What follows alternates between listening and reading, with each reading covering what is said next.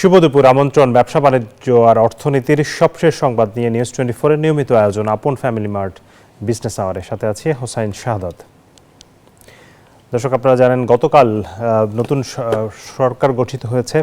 প্রধানমন্ত্রী হিসেবে শপথ নিয়েছেন বিএনপি চেয়ারম্যান তারেক রহমান এবং 49 সদস্য বিশিষ্ট মন্ত্রিসভা গঠন করেছেন। সেই মন্ত্রিসভায় অর্থমন্ত্রী, বাণিজ্য, পরিকল্পনা সহ বেশ কিছু গুরুত্বপূর্ণ মন্ত্রণালয়ে ঘোষণা করা হয়েছে। আমরা একটু দেখতে চাই যে অর্থনীতি সংশ্লিষ্ট যেসব মন্ত্রণালয় রয়েছে সেগুলোর কেমন রয়েছে। তার আগে আমরা ওভারঅল একটু বিএনপির সরকারের নতুন মন্ত্রিসভায় অর্থ পরিকল্পনা মন্ত্রী হিসেবে দায়িত্ব পেয়েছেন বিএনপির স্থায়ী কমিটির সদস্য আমির খসরু মাহমুদ চৌধুরী।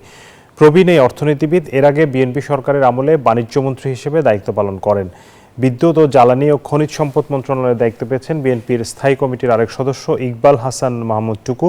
এর আগে তিনি 2001 থেকে 2006 সাল পর্যন্ত এই মন্ত্রণালয়ের প্রতিমন্ত্রীর দায়িত্ব পালন করেন। বাণিজ্য, শিল্প এবং বস্ত্র ও পাট এই 3 মন্ত্রণালয়ের দায়িত্ব দেওয়া হয়েছে খন্দকার আব্দুল মুক্তাদিরকে। এবারই প্রথমবারের মতো সংসদ সদস্য নির্বাচিত হয়ে মন্ত্রিসভায় ঠাঁই পেয়েছেন তিনি। এর বাইরে টেকনোক্রেট কোটায় একই সঙ্গে কৃষি, খাদ্য এবং মৎস্য প্রাণী সম্পদ মন্ত্রণালয়ের দায়িত্ব পেয়েছেন মোহাম্মদ আমিনুর রশিদ। এর বাইরে গণসংহতি আন্দোলনের জোনায়েদ সাকিকে দেওয়া হয়েছে অর্থ পরিকল্পনা মন্ত্রণালয়ের প্রতিমন্ত্রীর দায়িত্ব।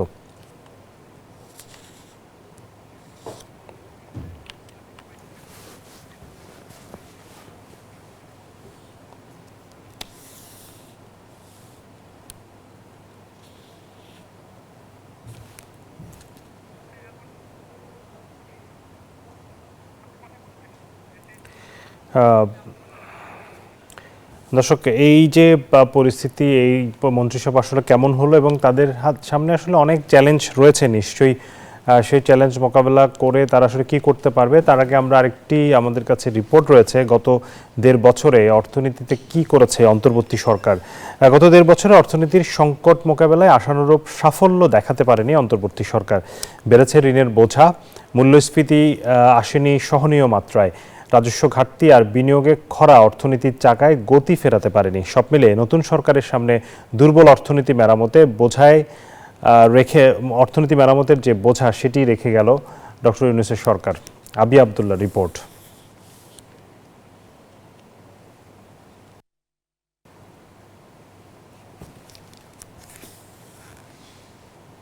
দর্শক, আমরা রিপোর্টটির জন্য অপেক্ষা করছি।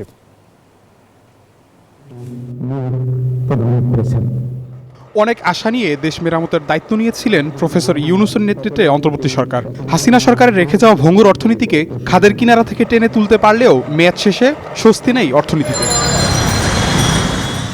আর্থিক খাতে কিছুটা শৃঙ্খলা ফিরলেও তারল্য সংকট কাটেনি পুরোটা।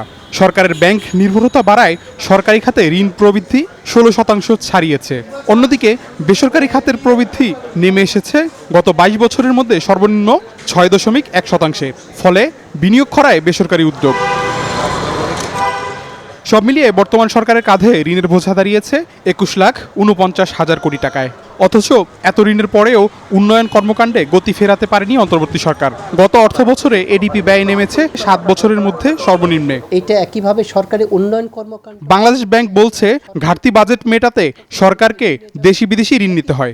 উন্নয়ন কর্মকাণ্ড করতে হবে, আমাদের দেশে ঘাটতি বাজেট থাকবেই এবং ঘাটতি বাজেট হলে এই ঘাটতিটা কীভাবে মোকাবেলা করতে হবে সরকারের প্ল্যানিং থাকে। উন্নয়ন যারা মানে আমার ডেভেলপমেন্ট পার্টনার আছে তাদের কাছ থেকে বিভিন্ন ধরনের আর্থিক সহায়তা বা ঋণ প্রাপ্তি এবং অভ্যন্তরীণ খাত থেকে জনগণ থেকে সঞ্চয়পত্র, ট্রেজারি বন্ড বিলের মাধ্যমে এবং ব্যাংক ঋণের মাধ্যমে এটা মোকাবেলা করা হয়ে থাকে। নতুন সরকারের সামনে বৈদেশিক ঋণ পরিশোধ বড় চ্যালেঞ্জ। সেই সাথে ডলার সংকট, রাজস্ব ঘাটতি এবং টাকার অবমূল্যায়ন পরিস্থিতিকে আরও জটিল করে তুলতে পারে। রাজস্ব আদায়, ব্যয় নিয়ন্ত্রণ এবং ঋণ ব্যবস্থাপনায় কার্যকর কৌশল না নিলে সংকট আরও বাড়বে বলে মনে করেন অর্থনীতিবিদরা।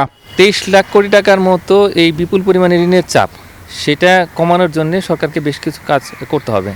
প্রথম কাজ হচ্ছে যে বৈদেশিক ঋণ ব্যবস্থাপনা। সেখানে অর্থনৈতিক সম্পর্ক বিভাগকে একটা ডিটেইল গাইডলাইন দিতে হবে যে তারা আসলে বিদেশি ঋণগুলো কোন কোন ঋণ নেবে, তার কারণ অনেকেই কিন্তু এখন উৎসাহী হবে এই নতুন সরকারের যে ইলেকশন ম্যানিফেস্টো সেটা বাস্তবায়ন করে, এবং আগের যে সমস্ত মেগা প্রজেক্টগুলো আছে যেগুলো পাইপলাইনে আছে তো সেগুলোর অর্থ ছাড় করা। বাছ বিচারহীন ঋণ না নেয়া, রপ্তানি ও রেমিটেন্স বাড়ানো এবং রাজস্ব সংগ্রহ জোরদার করলেই বৈদেশিক ঋণের এই বিশাল বোঝা কমানো সম্ভব বলে মনে করেন অর্থনীতি বিশ্লেষকরা। বিগত সরকার এবং একই সঙ্গে যে আবি আব্দুল্লাহ, নিউজ 24, ঢাকা। দর্শক, অর্থনীতির নতুন পথ চলা এবং প্রত্যাশা ও চ্যালেঞ্জ এই বিষয়ে আমরা আজকে আলোচনা করতে চাই। আমাদের সাথে যুক্ত হয়েছেন বিকেএম এর সভাপতি মোহাম্মদ হাতেম, এবং আমাদের সাথে আরও একজন অর্থনীতিবিদ যুক্ত হবেন, অর্থনীতিবিদ মাহমুদ হাসান, তিনি যুক্ত হবেন। তার আগে আমরা এই মুহূর্তে যেতে চাই মোহাম্মদ হাতেম, আপনাকে স্বাগত জানাচ্ছি আজকের এই আয়োজনে। আপনার কাছ থেকে যেটি জানতে চাইবো যে আপনাদের বহুল প্রত্যাশিত একটি নির্বাচিত সরকার শেষ পর্যন্ত শপথ নিল গতকাল। এই মন্ত্রিসভাটা বিশেষ করে অর্থ মন্ত্রণালয়, বাণিজ্য, জ্বালানি, এই যে মন্ত্রণালয়গুলো যেগুলো অর্থনীতির সাথে সরাসরি সম্পৃক্ত, সেই মন্ত্রিসভাটা আসলে কেমন হলো আপনার কাছ থেকে শুরুতেই সেটি জানতে চাইবো।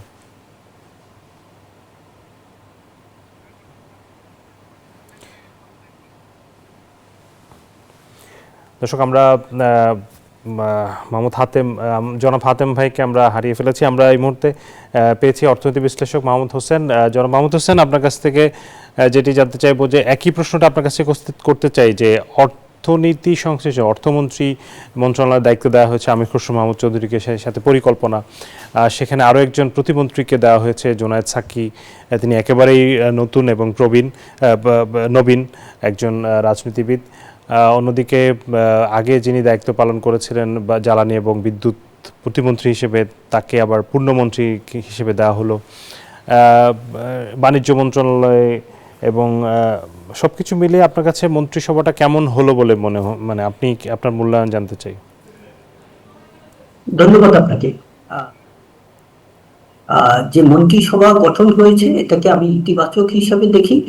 তার মূলত দুটো কারণ, একটা হচ্ছে এটা প্রবীণ এবং নবীনদের একটা সংমিশ্রণ হয়েছে, এবং আপনার যে একটা সংস্কারের কথা বলা হয়েছে। আপনারা জানেন যে যারা বিভিন্ন সময় মন্ত্রিসভায় দায়িত্ব পালন করছে তারা ওই প্রসিডিউরে হিউম্যান টেন্ডেন্সি হিসাবে ইউজ টু হয়। তো এখানে নবীনদের যে আনা হয়েছে বা ফার্স্ট টাইম যাদের আনা হয়েছে তাদের দিয়ে সংস্কার কার্যক্রমটা চালানো যাবে। কারণ অর্থনীতির এখন যে ভঙ্গুর অবস্থা, আমি বলবো খাদের মধ্যে পড়ে আছে। যেমন আপনি রিপোর্টে কিন্তু বলছিলেন যে বেসরকারি বিনিয়োগের খুবই বাজে অবস্থা, বিগত 20 বছরের মধ্যে ফর দ্য ফার্স্ট টাইম রাজস্ব ব্যয় দিয়ে রাজস্ব আয় সংকুলন হতে হয়তো হবে না, এরকম একটা আশঙ্কা দেখা যাচ্ছে। আলতাপুরের পার্সেন্টেজ আপনার হচ্ছে প্রায় 15% বেশি বেড়ে গেছে। তারপরে আপনার হচ্ছে ক্যাপিটাল মার্কেটের অবস্থা খুবই বাজে অবস্থা। আর্থিক সেক্টরে রাষ্ট্রীয় বন্দোবস্তের মাধ্যমে, রাজনৈতিক বন্দোবস্তের মাধ্যমে দেদারসে লুটপাট হয়েছে, সেখান থেকে কিছুটা হলেও স্থিতিশীল অবস্থায় বিগত সরকার কেয়ারটেকার গভর্নমেন্ট করতে চেয়েছে। তো এরকম একটা বাজে অবস্থা থেকে অর্থনীতিকে উত্তরণের জন্য একটা প্রবীণ এবং নবীনদের সংমিশ্রণ দরকার ছিল, এটা করা হয়েছে। এখন আপনি যদি অর্থ মন্ত্রণালয়ের কথা বলেন, এখানে আমার কিছুটা হলেও একটু আপনার মনে করেন আমি সতর্কভাবে বলবো, যেমন জনাব আমির খসরু মাহমুদ চৌধুরীকে অর্থ এবং পরিকল্পনা মন্ত্রণালয়ের দায়িত্ব দেওয়া হয়েছে। উনি দীর্ঘদিনে আপনার ওরা রাজনীতিবিদ, উনি এর আগে বাণিজ্য মন্ত্রী হিসাবে দায়িত্ব পালন করেছে, উনি নিজে ব্যবসায়ী, উনি ব্যবসায়ীদের সাথে সবসময় কানেকশন মেনটেন করে, এটা খুব একটা ভালো ব্যাপার।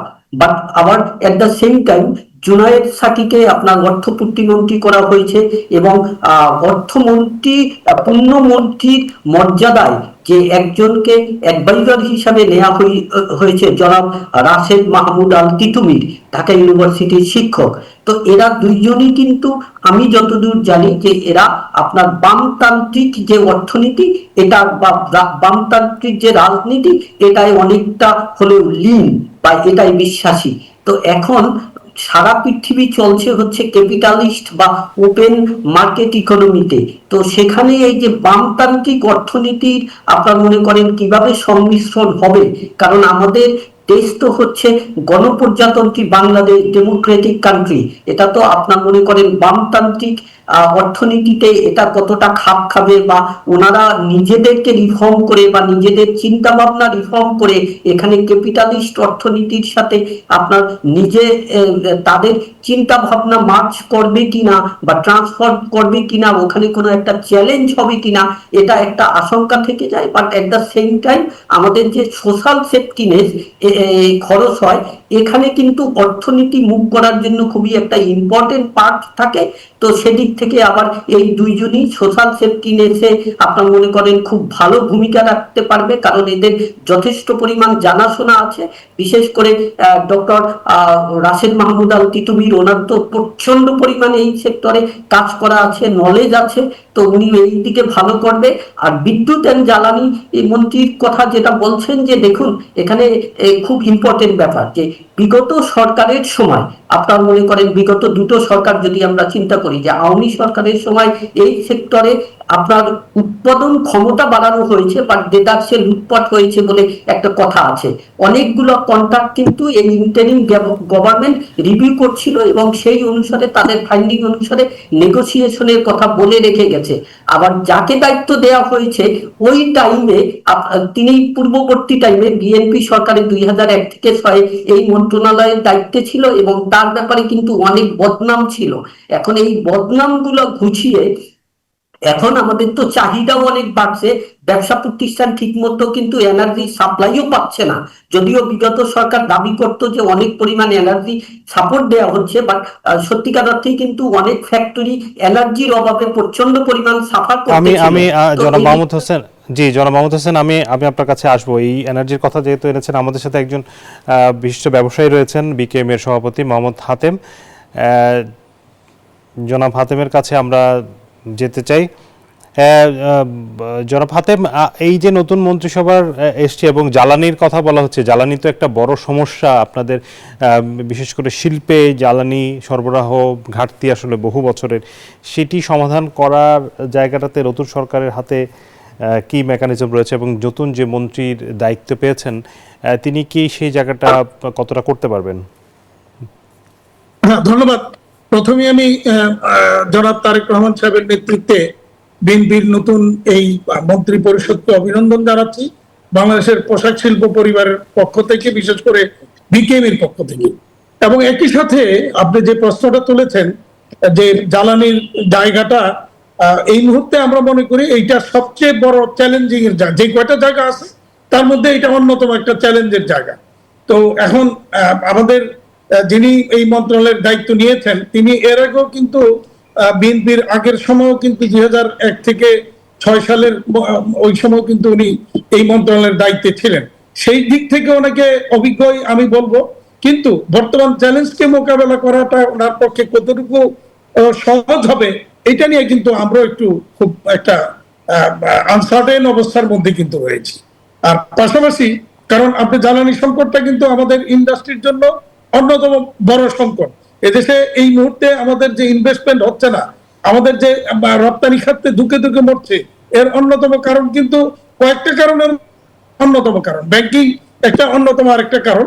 তো এই অবস্থায় কতটুকু সফল হবেন এটা এখন সামনের দিনগুলিতে বোঝা যাবে, একটা নাম্বার। 2 নাম্বার হচ্ছে আপনি যেটা আমার আগের বক্তা যেটা বলছিলেন, বিশেষ করে অর্থ মন্ত্রণালয়ে আমির খসরু মাহমুদ চৌধুরী ওনাকে দেওয়াটা, এটা আমি মনে করি অত্যন্ত ভালো একটা সিদ্ধান্ত বিএনপির জন্য।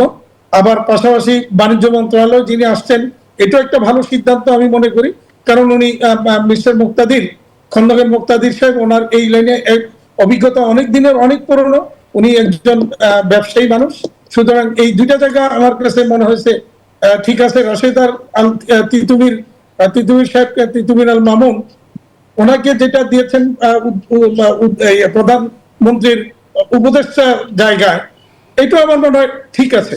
কিন্তু বাকি কিছু জায়গা কিন্তু আমাদের কাছে কিছু জানি না, এখন কাজ করতে গেলে হয়তো বোঝা যাবে যে বাকি মানে কোন জায়গাটাতে আপনার কাছে মনে হচ্ছে যে আসলে আরেকটু বেটার হতে পারতো, কোন মন্ত্রণালয়? আমার মনে হয় আমাদের জন্য, পোশাক শিল্পের জন্য শ্রম মন্ত্রণালয় একটা অন্যতম বড় জায়গা, এবং আন্তর্জাতিক প্রেক্ষাপটেও বিশেষ করে আইএলওর সাথে বা ইউরোপিয়ান ইউনিয়ন, আমেরিকা, বিভিন্ন জায়গায় এই জায়গাটাকে নিগোশিয়েট করা এটা খুব চ্যালেঞ্জিং। কিন্তু সেই জায়গাটাতে আমি জানি না বর্তমান যারা দায়িত্ব নিয়েছেন ওনারা কতটুকু এক্সপার্টিস এই ক্ষেত্রে আছে, সেইটা নিয়ে আমরা একটু শঙ্কিত।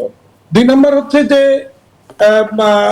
আমাদের যে বাকি আমাদের সাথে কনসার্ন মূলত 3টা মন্ত্রণালয় সরাসরি, বাণিজ্য, অর্থ এবং হচ্ছে শ্রম মন্ত্রণালয়। এর পাশাপাশি সরকারের আরো যে মন্ত্রণালয়গুলি দিয়েছেন অনেক অভিজ্ঞ ব্যক্তিদেরকে দিয়েছেন। আমার মনে হয় টোটাল মন্ত্রিসভার যেটা হয়েছে এটা খারাপ হয় নাই, ভালো হয়েছে। তো কাজ করতে গেলে বোঝা যাবে যে ওনারা কতটুকু সফল হচ্ছেন এই জায়গাগুলিতে। বিশেষ করে কৃষি মন্ত্রণালয়ের দায়িত্বে দিয়েছেন একটা বড় মন্ত্রণালয় আমাদের কুমিল্লার ইয়াসিন সাহেবকে, আমিনুর রশিদ ইয়াসিন। তো এই জায়গাটা, তারপরে আরো যে বিষয়গুলি শিল্প মন্ত্রণালয়ে মুক্তাদির সাহেব আছেন। তো সবকিছু মিলে মন্ত্রী পরিষদ খারাপ হয় নাই, 2-একটা জায়গা আমাদের কাছে একটু চ্যালেঞ্জিং মনে হচ্ছে। আরেকটি প্রশ্ন হচ্ছে যে এই যে নতুন সরকারের একটি তো রাজনৈতিক সরকারের প্রত্যাশা সবারই ছিল, রাজনৈতিক সরকারের অপেক্ষায় আপনারা অনেকে ছিলেন, দেশি বিদেশি বিনিয়োগকারীরা বসেছিলেন। এই সরকারের কি আপনার কাছে মনে হয় যে শুধুমাত্র একটি রাজনৈতিক সরকার আসছে এই কারণেই সবাই বিনিয়োগ নিয়ে ঝাঁপিয়ে পড়বে, নাকি এই সরকারের আসলে এমন কিছু পলিসি দরকার যে পলিসিগুলো হলে ব্যবসার পরিবেশ ফিরিয়ে আনা এবং ব্যবসার খরচ কমানো, জটিলতাগুলোকে কমানো, ইজ অফ ডুইং বিজনেস যেটা আপনাদের বলেন, সেই জায়গাটাতে আসলে কি করা উচিত?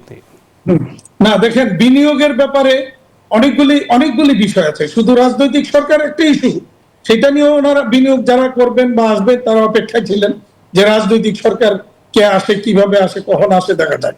এটা একটা, বাট মূল বিষয়টা কিন্তু সেখানে না। মূল বিষয়টা হচ্ছে যে এখানে বিনিয়োগের পরিবেশ কতটুকু আছে। তো সেই জায়গাটা এনশিওর করতে হলে আমার মনে হয় নতুন সরকারকে বেশ কিছু পলিসি, মানে বিনিয়োগ বা উপযোগী বিনিয়োগের জন্য পরিবেশ তৈরি করতে হবে।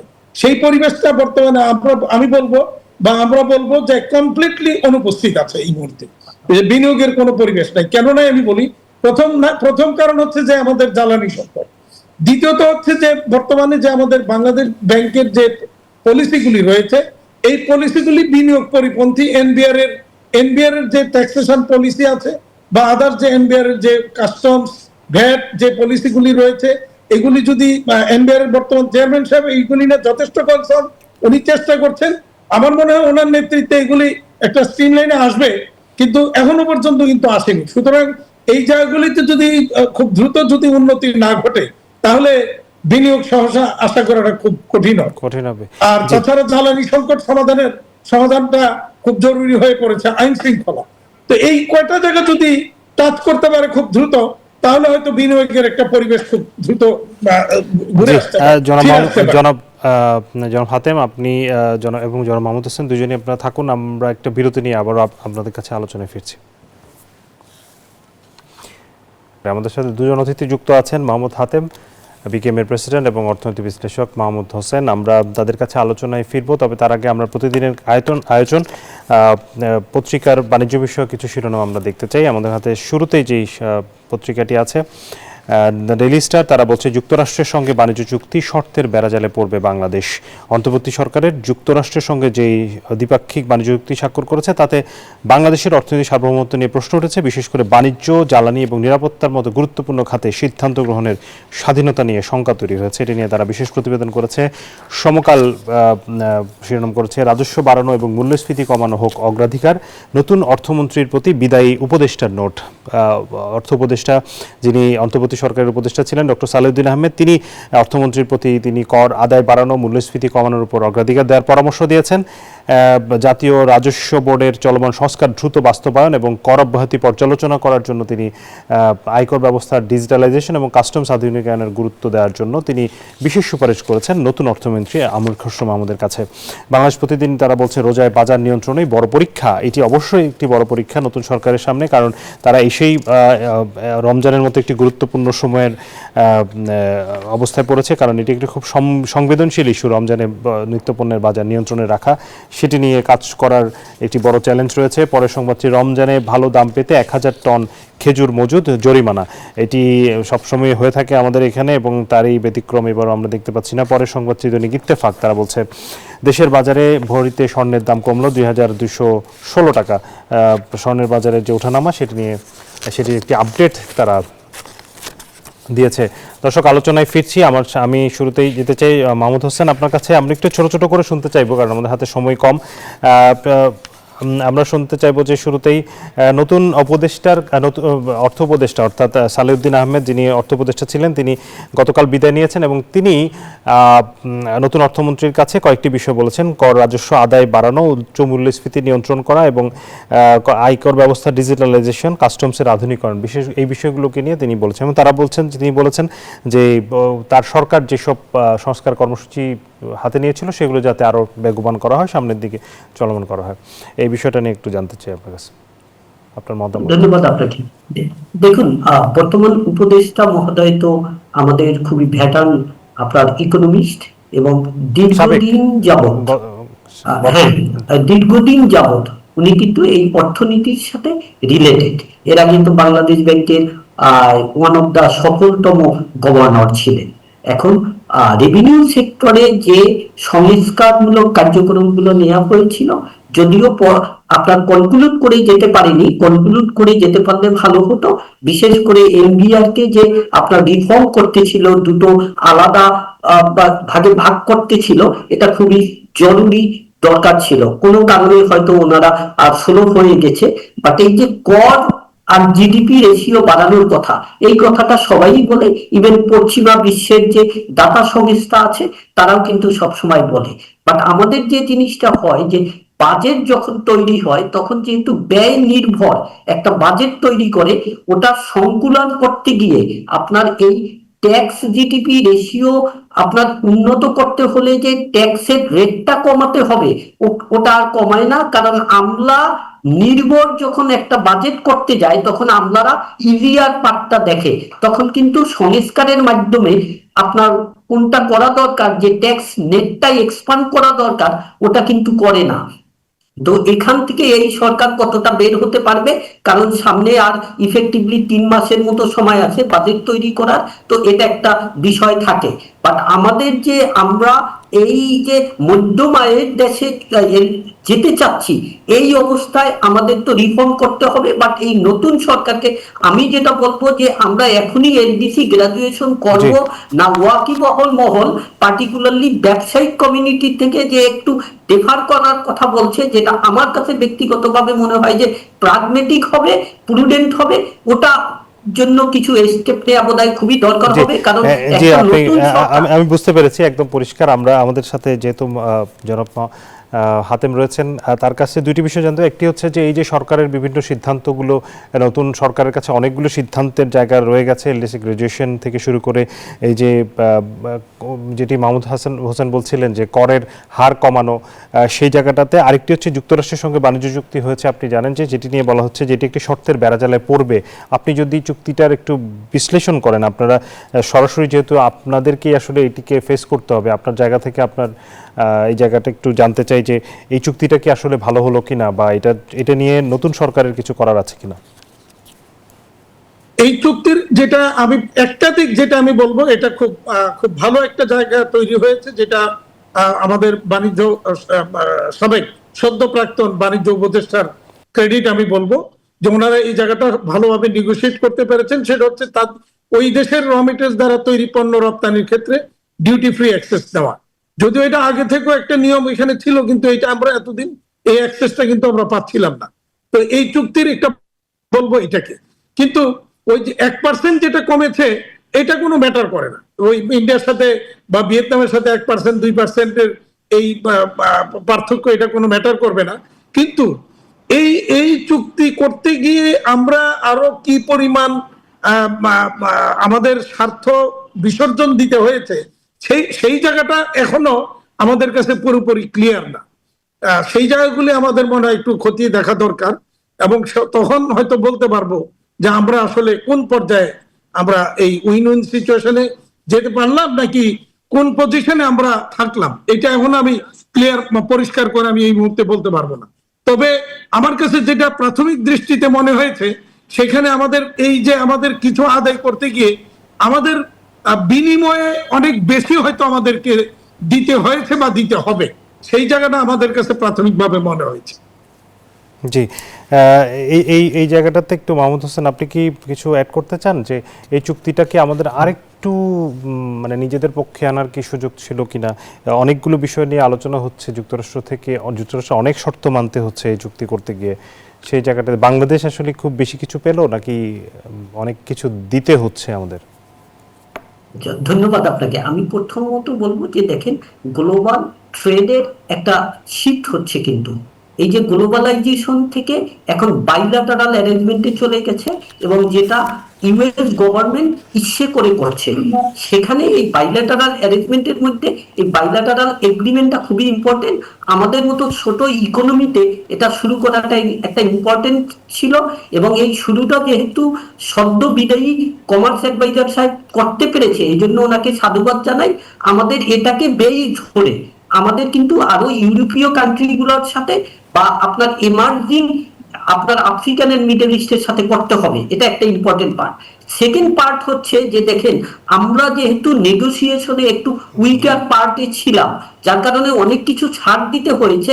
বাট আমি আশাবাদী এই বর্তমান সরকারে যে পররাষ্ট্র উপদেষ্টা মহোদয়কে নিয়েছে, ওনার একটা ইউএস কানেকশন আছে, এবং পলিটিক্যাল গভর্নমেন্টের নেগোসিয়েশন পাওয়ার কিন্তু মাচ বেটার হয় দেন দ্যাট অফ আপনার হচ্ছে ইন্টারিম গভর্নমেন্টের ক্ষেত্রে।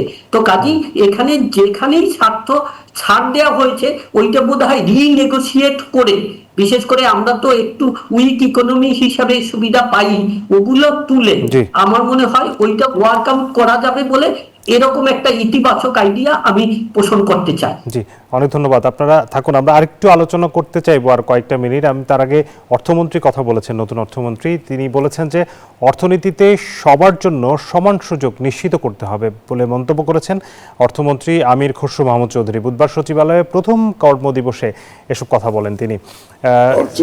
আমরা যেটা বলছি, গণতন্ত্র করতে হবে, একটি পৃষ্ঠপোষকতার অর্থনীতি আমরা চলতে দিতে পারি। বাংলাদেশের অর্থনীতি সকল মানুষের জন্য হতে হবে, লেভেল প্লেইং ফিল্ড থাকতে হবে, এবং বাংলাদেশের প্রতিটি মানুষের যাতে সুযোগ থাকে অর্থনীতিতে অংশগ্রহণ করার জন্য, এবং অর্থনীতির সুফল যাতে তার। জনাব হাতেম, আপনি শুনলেন যে অর্থমন্ত্রী বললেন যে অর্থনীতির যে সুফল সেটি যাতে সবাই পায় এবং সবার জন্য অর্থনীতি যাতে সমান হয়। এই অর্থনীতিকে সবার জন্য সমান করার ক্ষেত্রে ধরেন আপনি একজন রপ্তানিকারক, বড় ব্যবসায়ী, আপনার জন্য অর্থনীতি যেভাবে রোল প্লে করে সেভাবে কি একটি সাধারণ মানুষের জন্য করে কিনা, সেইটা মানে আপনাদের দিক থেকে আসলে এই জায়গাটাতে কিছু করণীয় আছে কিনা, বিশেষ করে আপনাদের উপর যেহেতু প্রচুর শ্রমিক নির্ভরশীল। দেখেন, ওইটাই তো সবচেয়ে ভালো অর্থনীতি হবে বা পলিসি হবে, যে পলিসির মাধ্যমে সবাই যার যার অবস্থান থেকে তাদের সুযোগ সুবিধাগুলি নিশ্চিত করতে পারবে। যেমন ধরুন আমার গার্মেন্টস সেক্টর নিয়ে বা রপ্তানি খাত নিয়ে আমাদের যে কনসার্ন গুলি আছে, এইগুলি যদি পলিসি দ্বারা যদি ভালোভাবে নিয়ন্ত্রণ করা যায় বা ভালোভাবে আমাদেরকে এই পলিসিগুলি সময় উপযোগী এবং যথোপযোগী দেওয়া যায়, তাহলে আমরা ভালো থাকবো, রপ্তানি খাত ভালো থাকবে, দেশ ভালো থাকবে।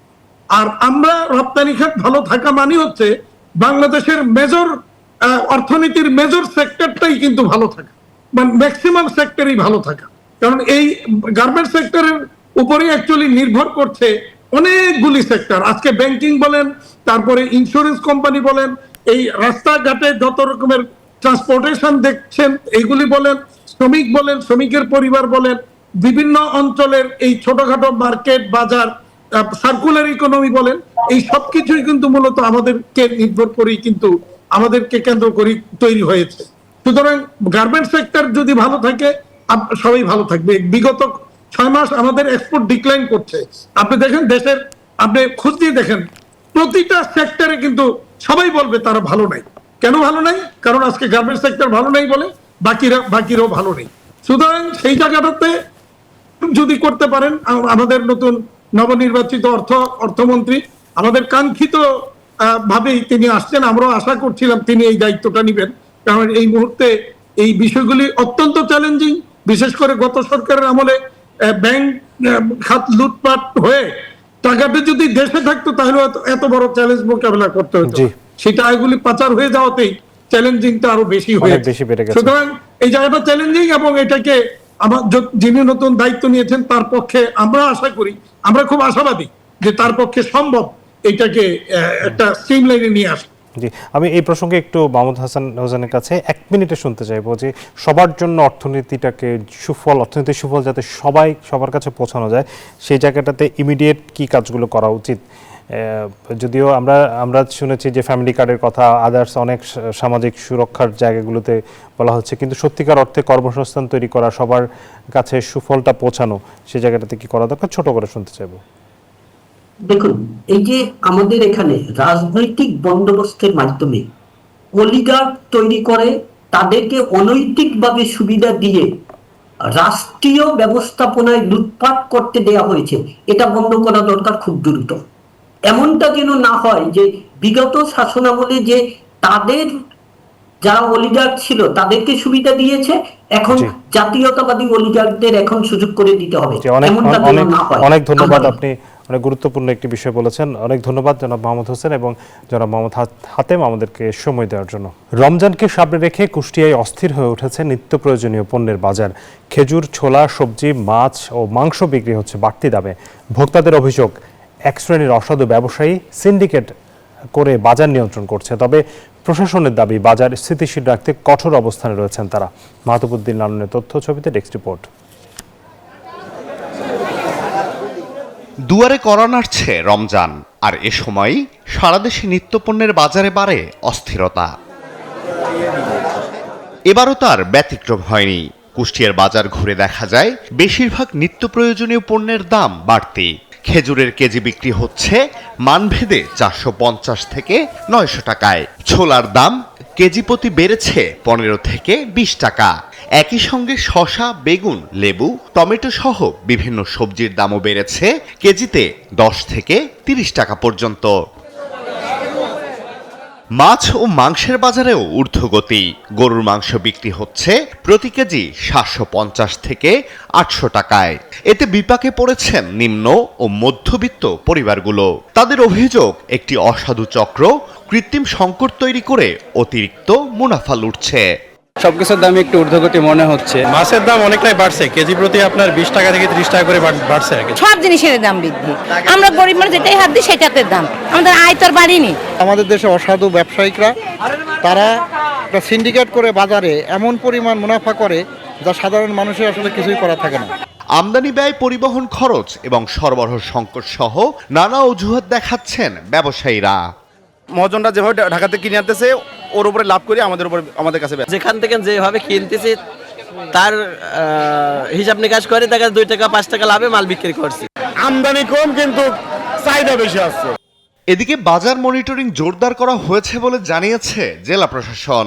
রমজানটা সবসময় আমাদের কাছে প্রায়োরিটি পায় এবং সেই পার্সপেক্টিভ থেকে বা সেই দৃষ্টিকোণ থেকে আমি ইতোমধ্যে আমার যে ম্যাজিস্ট্রেট আছে তাদের আমরা নির্দেশনা দিয়ে দিয়েছি, তারা রেডি হচ্ছে, বেরিয়ে পড়বে আজকের থেকেই। রমজানে নিত্যপণ্যের বাজার স্থিতিশীল রাখতে কার্যকর ও দৃশ্যমান পদক্ষেপ জরুরি বলে মনে করেন সচেতন মহল। Desk report, news 24। দর্শক, বাজার পরিস্থিতি জানাতে আপনারা দেখতে পাচ্ছেন আমার পেছনে রয়েছে কারণ বাজারে রয়েছে আমাদের সহকর্মী ফারজানা রিয়া। তার কাছে জানতে চাইবো যে আগামীকাল যেহেতু রমজান শেষ সময়ের বাজার অর্থাৎ কেনাকাটা করছেন, সেখানে কি কোনো বাড়তি চাপ অনুভব করছেন কিনা ক্রেতারা?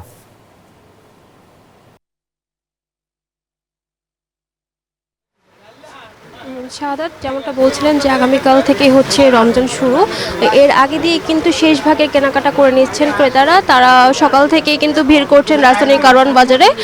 আপনি দেখতে পাবেন যে এই মুহূর্তে রাজধানী কারওয়ান বাজারের যে শুকনো বাজারটা আমরা সেখানে আছি, এখানে কিন্তু আসলে ক্রেতারা আসছেন, কেনাকাটা করছেন। এর সাথে সাথে কিন্তু যে বাড়তি দাম রয়েছে চিনি, বেসন কিংবা ছোলা জাতীয় সবগুলো পণ্যের, সেগুলোর জন্য কিন্তু আসলে তারা বেশ অনেকেই বলছেন যে আসলে যতটুকু আগে কেনাকাটা করতেন এখন সেই পরিমাণটা কমিয়ে এনেছেন এবং তা অল্প করে কেনাকাটা করছেন। এছাড়া ডাল জাতীয় সকল পণ্যের কিন্তু দামটা বাড়তি রয়েছে। এছাড়া বাড়তি রয়েছে রসুন এবং পেঁয়াজের দাম। সব কিছু মিলে কিন্তু বলা যায় যে আসলে বাজারের দামটা বাড়তি রয়েছে, যদিও ভোক্তারা বলছেন আসলে প্রতি বছর রোজার আগে এমনটা হয়ে থাকে। তো এই বাড়তি চাপ নিয়ে কিন্তু কেনাকাটা করছেন, দোকানিরা বিক্রি করছেন। শাহাদাত, এই ছিল এখান থেকে আমার কাছে সর্বশেষ তথ্য। রিয়া, ধন্যবাদ আপনাকে। দর্শক, এর সাথে শেষ করছি আজকের বিজনেস আওয়ার। সাথে থাকার জন্য ধন্যবাদ সবাইকে।